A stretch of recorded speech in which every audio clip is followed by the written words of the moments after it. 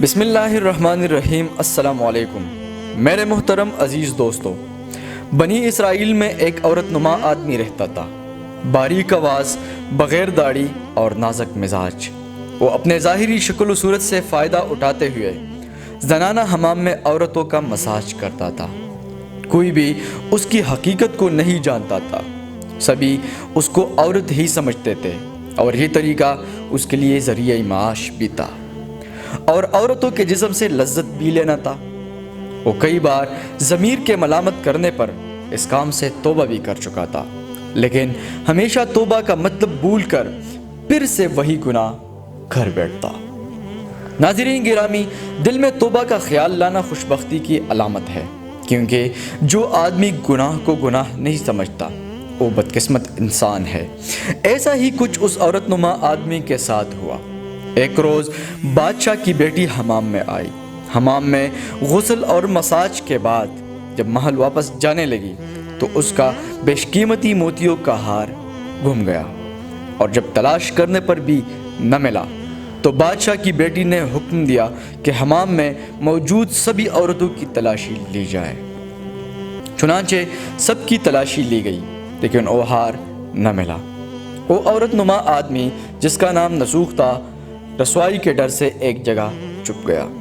جب اس نے دیکھا کہ شہزادی کی کنیزیں اسے ڈھونڈ رہی ہے تو اس نے سچے دل سے خدا کو پکارا اور خدا کی بارگاہ میں دل سے توبہ کی اور وعدہ کیا کہ میں آئندہ کبھی بھی یہ کام نہیں کروں گا۔ میری لاج رکھ، تو میری عزت رکھنے والا ہے، مجھے رسوائی سے بچا دے۔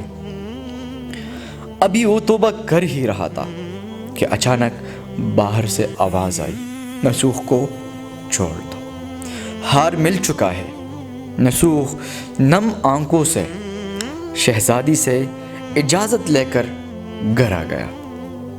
نسوخ نے قدرت کا کرشمہ دیکھ لیا تھا اور ہمیشہ کے لیے اس کام سے توبہ بھی کر چکا تھا، لیکن کہانی یہاں پر ختم نہیں ہوئی۔ پھر جب کئی دنوں تک حمام میں نہ گیا تو شہزادی نے بلاوا بھیجا کہ حمام آ کر میرا مساج کرے، چونکہ شہزادی خاص طور پر اسی سے مالش کروایا کرتی تھی۔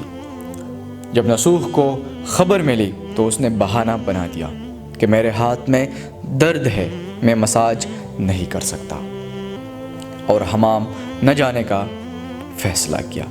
لیکن سبھی عورتیں اسی کو چاہتی تھی اور اس سے مساج کروانا بھی پسند کرتی تھی۔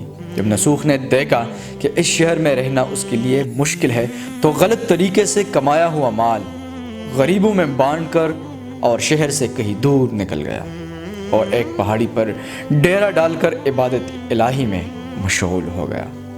پھر ایک دن اس کی نظر ایک گائے پر پڑی جو اس کے قریب گھاس چر رہی تھی۔ اس نے سوچا کہ یہ کسی چرواہے سے بھاگ کر یہاں آ گئی ہے، کیوں نہ میں اس کی دیکھ بھال کروں اور جب اس کا مالک آئے گا تو واپس کر دوں گا۔ لہذا نسوخ نے اس کی دیکھ بھال شروع کر دی۔ کچھ دنوں بعد گائے نے ایک بچہ دیا اور پھر نسوخ نے دودھ کا استعمال بھی شروع کر دیا۔ کچھ دنوں بعد ایک تجارتی قافلہ راستہ بھول کر ادھر آ گیا۔ قافلے والے پیاس کی شدت سے نڈالتے، جب انہوں نے نسوخ کو دیکھا تو اس سے پانی مانگا۔ نسوخ نے پانی کے بجائے سب کو دودھ پلا کر سیراب کر دیا۔ قافلے والے نسوخ کی مہمان نوازی سے بہت خوش ہوئے اور نسوخ سے شہر جانے کا راستہ پوچھا۔ اس نے اس کو آسان اور نزدیکی راستہ بتا دیا۔ وہ تاجر جانے سے پہلے نسوخ کو بہت سارا مال دے گئے۔ نسوخ نے انہی پیسوں سے وہاں کنواں کھدوایا۔ آہستہ آہستہ وہاں لوگ بسنے لگے اور مکان بھی بننے لگے۔ وہاں کے لوگ نسوخ کو بڑی عزت اور احترام سے دیکھتے تھے۔ جب نسوخ کے چرچوں کا بادشاہ وقت کو علم ہوا تو بادشاہ کے دل میں نسوخ سے ملنے کی خواہش پیدا ہوئی۔ یہ بادشاہ اسی شہزادی کا باپ تھا جس کی نسوخ مالش کیا کرتا تھا۔ بادشاہ کے دل میں جیسے ہی نسوخ سے ملاقات کی خواہش نے جنم لیا تو اس نے نسوخ کو پیغام دیا کہ بادشاہ اس سے ملنا چاہتے ہیں، مہربانی کر کے محل تشریف لے آئے۔ پیغام ملتے ہی نسوخ نے ملنے سے انکار کر دیا اور معذرت چاہی کہ مجھے بہت سارے کام ہیں، میں نہیں آ سکتا۔ جب یہ خبر بادشاہ تک پہنچی تو اسے بہت تعجب ہوا، پھر کہنے لگا اگر نسوخ نہیں آ سکتے تو میں خود اس کے پاس چلا جاتا ہوں۔ اور پھر ایک روز بادشاہ نسوخ سے ملاقات کے لیے اپنے محل سے نکلا۔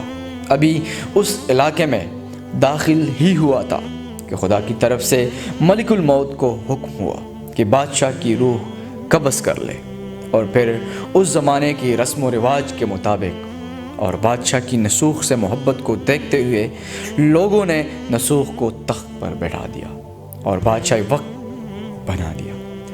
نسوخ نے اپنے ملک میں عدل و انصاف کا نظام قائم کیا اور اسی شہزادی سے شادی کر لی۔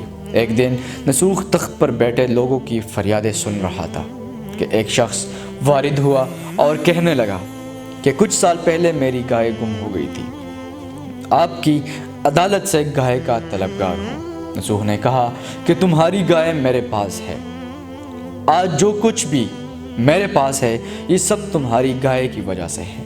اور پھر نسوخ نے حکم دیا کہ میرے سارے مال و دولت کا آدھا حصہ اس گائے کے مالک کو دے دیا جائے۔ پھر وہ شخص خدا کے حکم سے کہنے لگا کہ اے نسوخ، نہ میں انسان ہوں اور نہ وہ جانور گائے ہے، بلکہ ہم دونوں فرشتے ہیں اور تمہارا امتحان لینے آئے تھے۔ یہ سارا مال و دولت تمہارے سچے دل سے توبہ کرنے کا نتیجہ ہے، یہ سب کچھ تمہیں مبارک ہو۔ اس کے بعد وہ دونوں فرشتے نظروں سے غائب ہو گئے۔ ناظرین گرامی، اس لیے سچے دل سے توبہ کرنے والوں کو توبۃ النسوخ کہتے ہیں۔ توبۃ النسوخ سے مراد ختمی توبہ ہے، ایسی توبہ جس کے بعد گناہ کی طرف جانا ناممکن ہو۔ انسان خطا کا پتلا ہے، اپنے ماضی پر نظریں دہرائے۔